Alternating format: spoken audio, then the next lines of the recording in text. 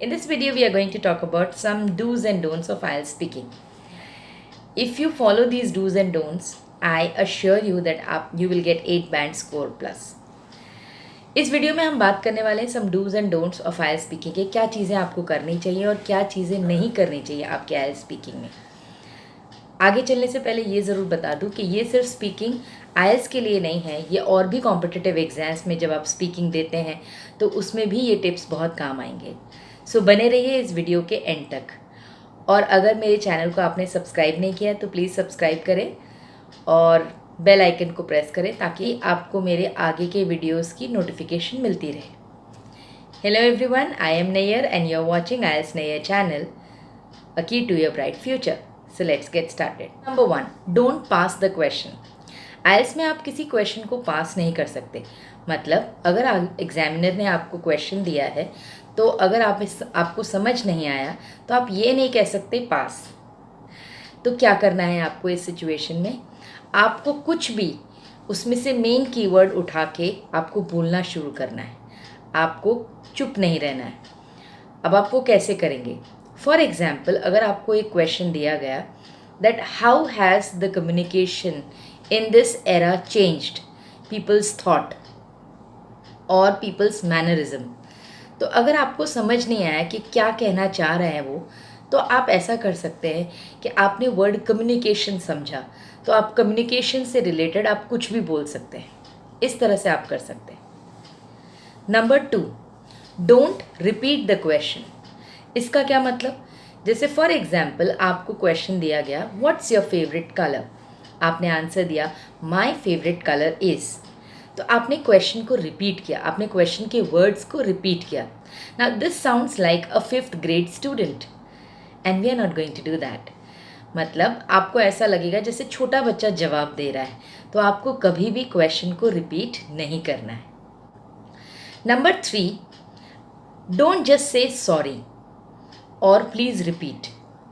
अगर आपने गलती से सवाल को समझ नहीं पाया या सुन नहीं पाया तो आप ऐसे नहीं कहेंगे सॉरी प्लीज़ रिपीट, नहीं, दिस लुक्स रूड। आप इस तरह से कहेंगे that could you please repeat the question, या could you please rephrase the question, या could you please explain the terminology in the question. Now repeat the question का मतलब है आप उनसे कह रहे हैं कि हमें क्वेश्चन से फिर से सुना दीजिए। रीफ्रेज का मतलब है आप उसको क्वेश्चन को सब कुछ समझ पाए आप, लेकिन फिर भी आपको ये समझ नहीं आ रहा कि मैं जवाब क्या दूँ, तो आप उन्हें रीफ्रेज करने के लिए कहते हैं, मतलब ये कहते हैं कि थोड़ा आसान शब्दों में इस क्वेश्चन को बताओ। नेक्स्ट है, आपने ये कहा उनसे that could you please explain the terminology. For example आपको सवाल दिया गया why do you think that juvenile cases these days are increasing more and more in metropolitan cities. So आप अगर शायद जुवेनाइल वर्ड समझ नहीं पाए तो आप ये कह सकते हैं excuse me could you please explain the terminology juvenile so that I can give answer. इस तरह से आप कह सकते हैं। टीचर्स आपको क्वेश्चंस रीफ्रेज भी कर देते हैं और एक्सप्लेन भी कर देते हैं, लेकिन कोशिश करिए कि ये स्थिति उत्पन्न ना हो, मतलब ये स्थिति ना आए तो ज़्यादा अच्छा है। नेक्स्ट है don't give answer in one sentence. देखिए IELTS एक स्पीकिंग टेस्ट है। अगर आप स्पीक नहीं करेंगे, अगर आप उनको बोल के नहीं दिखाएंगे तो वो किस तरह से आपको बैंड स्कोर देंगे। तो इसलिए जितना हो सके आप बोलने की कोशिश करिए। लाइक फॉर एग्जांपल उन्होंने आपको अगर पूछा that what's your favourite colour और आप ये बोल रहे हैं my favourite colour is black और ख़त्म हो गया answer, this is not the correct way of giving answer. So what you are suppose to do, you are actually suppose to elaborate the answer a little bit. तो किस तरह से करेंगे? आप ऐसे कह सकते हैं that world is full of beautiful colours, well I love many of them, but to talk about the colour which I am really fond of, oh I am fond of black. Black is my favorite color. I like to wear black outfits more often, and in fact my car is also in black color. So इस तरह से आप एक सवाल का जवाब दे सकते हैं, इस तरह से उसको elaborate कर सकते हैं. Next is don't be too elaborative. अच्छा, एक पल मैं कह रही हूँ कि थोड़ा सा elaborate कीजिए और दूसरी साइड में ये कह रही हूँ कि don't be too elaborative. Now what do I mean by this? To elaborative का मतलब है आप एक इंट्रोडक्टरी क्वेश्चन का जवाब 5 to 6 सेंटेंसेस में देंगे। आपको उससे ज़्यादा सेंटेंसेस यूज़ करके नहीं देने। आपका जवाब 15 to 30 सेकेंड्स तक लास्ट करना चाहिए। Next is don't use words ending by thing. आपको वर्ड्स थिंग से एंड होते हैं उन्हें अवॉइड करना चाहिए अपने स्पीकिंग में यूज़ करने में। Like for example something, nothing, anything, everything, इस तरह से। सो अगर मैं आपको एग्जाम्पल दूँ, अगर आपको एक एग्जामिनर क्वेश्चन पूछता है कि what you like to do in your free time, so आप जवाब दे रहे हैं कि oh I like to do anything which is creative in free time. So what do you mean by anything? Do you mean that you can fly paper planes or paper boats you can make? Even that is creative. No, you don't mean that. So ये जो words होते हैं something, anything, nothing, इनकी कोई मायने नहीं होते. They are baseless words. So try avoiding them in your speaking. Next है don't use etc or so on. For example, आपको question पूछा गया describe about your hometown. तो आपने जवाब दिया my home town is Delhi, I hail from the capital city of my country, well there are different places to visit like Qutub Minar, Red Fort, Lotus Temple and etcetera और so on. Now यहाँ आप क्या कह रहे हैं?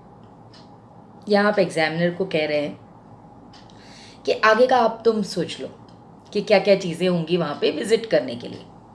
Well, the examiner has given a question to you and you are actually giving it back to him. This does not mean a good thing. So you are not supposed to use word etc or so on. आपको इन words को avoid करना चाहिए use करना। Next है don't use slangs. Now slangs like wanna, gonna, I wanna go there, I gonna meet that person, इस तरह की vocabulary हमें आईएलटीएस स्पीकिंग में यूज़ नहीं करनी चाहिए। आईएलटीएस एक फॉर्मल एकेडमिक टेस्ट है जिसमें आपको एक सेट पैरामीटर पे जज किया जाता है and slangs are not one of them.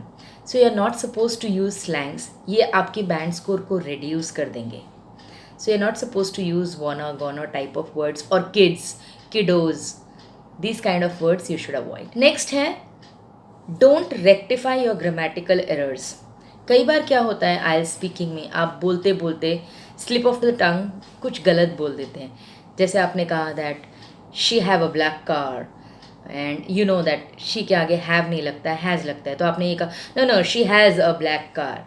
So you should avoid doing that because क्या पता आपकी स्पीकिंग के रॉ में एग्जामिनर ने उस बात को सुना ही ना हो और आप वापस जाके उसको रेक्टिफाई कर रहे हैं और उसे बता रहे हैं देखिए मैंने गलती की लेकिन मैंने अब सुधार दी। तो ये आपको नहीं करना है। तो अगर कुछ छोटी मोटी गलतियां हो जाती हैं तो आप फ्लो के साथ अपने स्पीकिंग करते रहिए, आपको वो गलतियों को सुधारना नहीं है। नेक्स्ट है डोंट यूज़ डायरेक्ट स्पीच। कभी भी आपको क्लू कार्ड में आपके 2 मिनट्स वाले टॉपिक में जब कुछ बात कही जाती है तो आपको डायरेक्ट स्पीच का इस्तेमाल नहीं करना है। जैसे फॉर एग्जांपल आपको कहा जाए कि describe a sports event you have seen और आप ये कहें that my friend told me come on let's go to the sports event and I said okay fine I ask my mom and I come with you. So ये हो गया direct speech. इस तरह से आप नहीं बोलेंगे। You will use indirect speech in your speaking. So next is don't be concerned of being judged. इसका क्या मतलब? आईएलटीएस में कोई भी आंसर नेगेटिव नहीं होता है। मतलब अगर आपको ये कहा पूछा जाए what do you like to do on weekends, तो आप ये कहें I like to party and you know I like to booze और have drinks with my friends. तो वो आपको ये जज नहीं करेंगे हो ये कैसा लड़का है जो पार्टी करता है या ड्रिंक करता है। No, they are not judging that. They are actually not concerned about what you do or what they are more concerned the way you present the answer। आप आंसर को कितना खूबसूरती से बताते हैं उनके सामने, वो चीज़ वो जज कर रहे हैं, ना कि आप क्या करते हैं, आप अच्छे हैं या बुरे हैं। So there is no negative answer in IELTS. But हाँ, एक चीज़ का ध्यान रखना है that you have to give neutral answers. Now what do I mean by neutral answers? For example आपको क्वेश्चन पूछा जाए that do you like to wear western outfits or Indian outfits, and you say that, oh, I like to wear Indian outfits. Western outfits are, skin hugging, and they are so revealing. I'm not at all comfortable in them. I don't know how people wear western outfits. Now beware.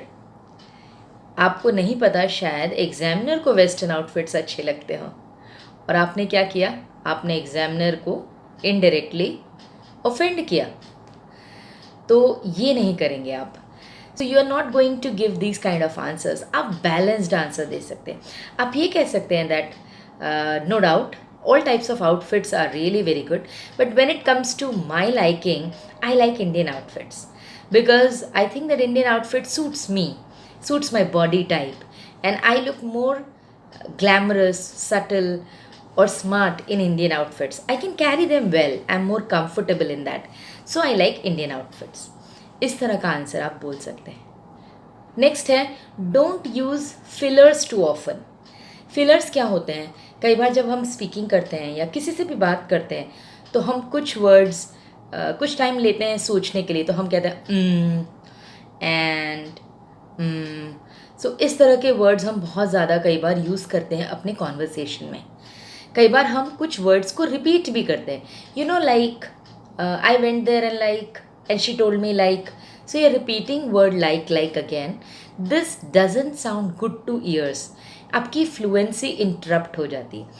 तो अगर आप कुछ सोच रहे हैं, जैसे आपको question pose किया गया and you needs few seconds to think, तो आप क्या कर सकते हैं, स्मार्ट फिलर्स यूज़ कर सकते हैं, जिनको हम कहते हैं कॉन्वर्सेशन फिलर्स. जिस तरह से that, oh that's an interesting question, that's a difficult question, I need to think about it, okay let me think about it.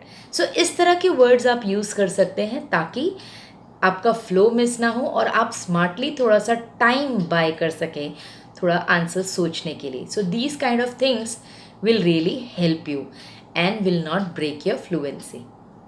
Next, don't use fancy vocabulary. कई बार क्या होता है, बच्चे बहुत ज़्यादा डिफ़िकल्ट वोकैबलरी या फैंसी वोकैबलरी यूज़ करते हैं अपनी स्पीकिंग में, या कोशिश करते हैं यूज़ करने की, और अगर आपको आदत नहीं है, आपने एग्ज़ाम से थोड़े दिन पहले ही याद की है, तो बहुत चांसेस हैं कि आप उसको अच्छे से यूज़ ना कर पाएँ. सो आपको अवॉइड करना है. जो वोकैबलरी आप कंफर्टेबल हैं यूज़ करने के लिए, वही वोकैबलरी यूज़ करें.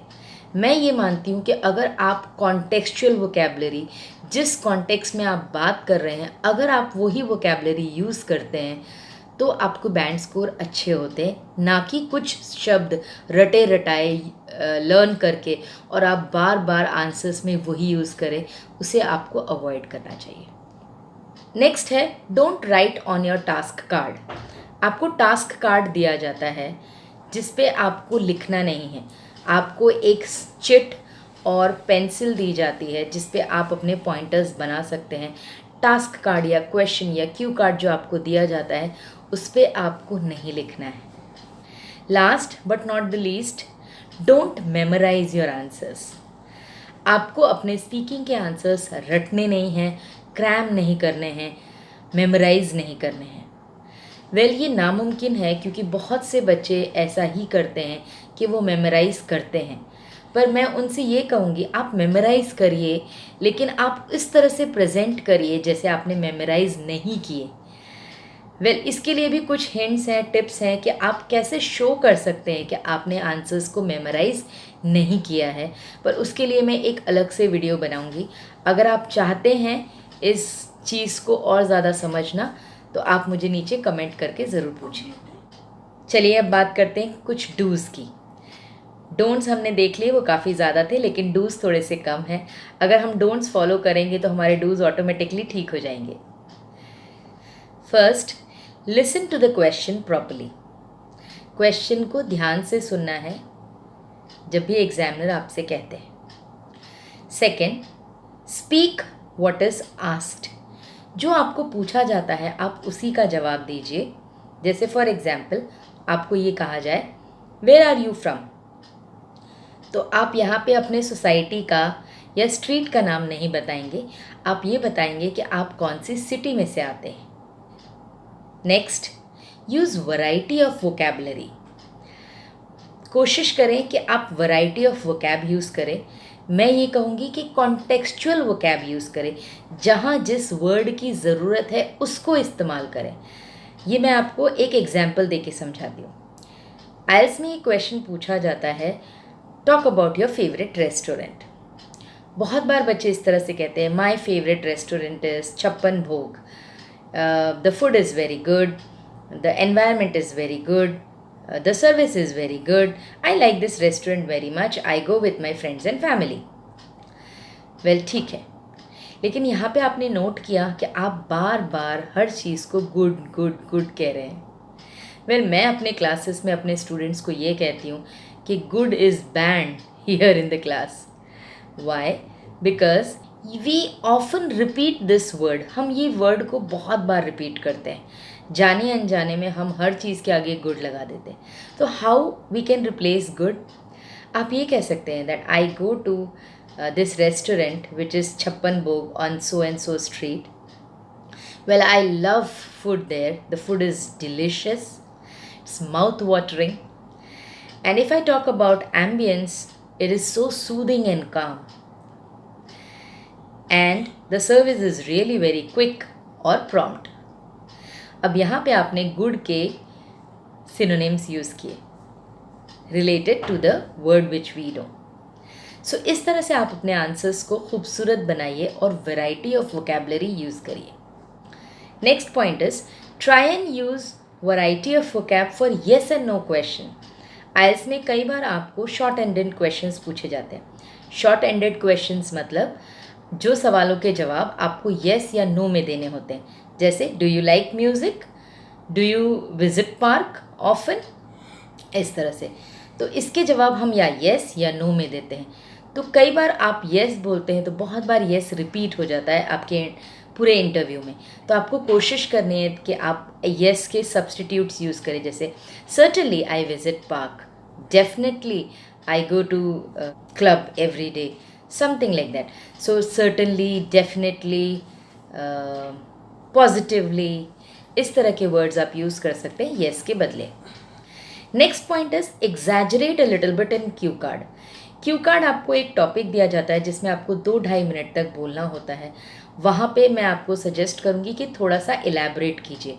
बहुत सारे आपको बुलेट पॉइंट्स दिए जाते हैं, लेकिन अगर आप वो बुलेट पॉइंट्स का डायरेक्ट आंसर देंगे तो आप 30-45 सेकेंड से ज़्यादा नहीं बोल पाएंगे. तो वहाँ पे थोड़ा सा एग्जैजरेट करिए. कैसे एग्जैजरेट करेंगे?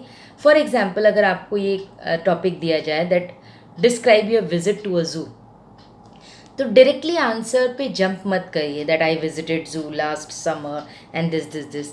You can say that, oh, I am a great animal lover, mostly visit zoo every summer vacation. But this visit I would like to talk about my last summer vacation when my aunt and uncle visited me, and they even love animals. So we decided upon to visit this Delhi zoo. इस तरह से थोड़ा सा topic को elaborate करिए. और topic को कैसे इलैबोरेट करते हैं, किस तरह से बोलते हैं ताकि आप 2-2.5 मिनट तक आसानी से बोल पाएँ, मैं आगे की वीडियोस में ज़रूर कवर करूँगी. नेक्स्ट पॉइंट है, always give 2 to 3 reasons when you elaborate your answer in analytical questions. Analytical questions में जब भी आपको सवाल पूछा जाता है, आप हर सवाल का जवाब 2 to 3 रीजन्स में देंगे. आई विल नॉट रिकमेंड कि आप 1 रीज़न दें या 4 रीजन्स दें. 1 रीज़न बहुत कम होगा और 4 रीज़न टू मैनी होगा. तो हम क्या करेंगे, हम 2 या 3 रीजन्स देंगे. फॉर एग्जाम्पल, आपको ये पूछा जाए that why do you think that these days internet shopping has increased, और why do you think that people are more and more interested in internet shopping these days. तो आप answer इस तरह से देंगे that life has become really hectic these days and everybody wants comfort and peace. So they would love to shop from the comfort of their home. And it is cheap also. Save their time as well as money. That is the reason that people love to purchase through internet. So इस तरह से अगर आप answer देंगे तो ये answer आपका बहुत अच्छा आंसर माना जाएगा and you get a good band score. And believe me, those who people do well in analytical question round, they get 7 plus band score. Next is speak loudly and clearly. English एक ऐसी भाषा है जब आप बोलते हैं उसे बहुत मुंह खोलना पड़ता है. तो कोशिश करें आप अगर धीरे बोलते हैं तो थोड़ा मुंह को खोल के अच्छे से वर्ड्स को प्रोनाउंस करके बोलें ताकि एग्जामिनर आपकी बात को सुन पाए. और आप ध्यान रखिए कि आपकी आवाज़ जो है वो रिकॉर्ड होती है, मतलब आपका जो एंटायर इंटरव्यू है वो रिकॉर्ड होता है, इसीलिए आपको लाउड और क्लियरली बोलना है. Don't share technical knowledge. कभी भी अगर आपको एग्जामिनर कुछ पूछता है जो आपके बैकग्राउंड से रिलेटेड, फॉर एग्जांपल अगर आप इंजीनियर हैं और आपको ये कहा गया that what interests you more at your work place, और आप कुछ टेक्निकल बात बताने जा रहे हैं उनको, तो कोशिश करें कि एक आम इंसान की भाषा में बोलें, क्योंकि उन्हें शायद इंजीनियरिंग की इतनी नॉलेज नहीं होगी, तो ये चीज़ अच्छा असर नहीं दिखाएगी. मतलब आपको सिंपल लैंग्वेज में ही बोलना है. सो आई होप आज का वीडियो आपको अच्छा लगा होगा and you have learn so many good things. अगर आपने कोई एक भी नई बात सीखी हो आज के इस वीडियो से तो प्लीज़ इस वीडियो को लाइक करें, सब्सक्राइब करें और शेयर करें अपने दोस्तों और बंधुओं के साथ. तब तक के लिए बाय बाय, हैप्पी लर्निंग.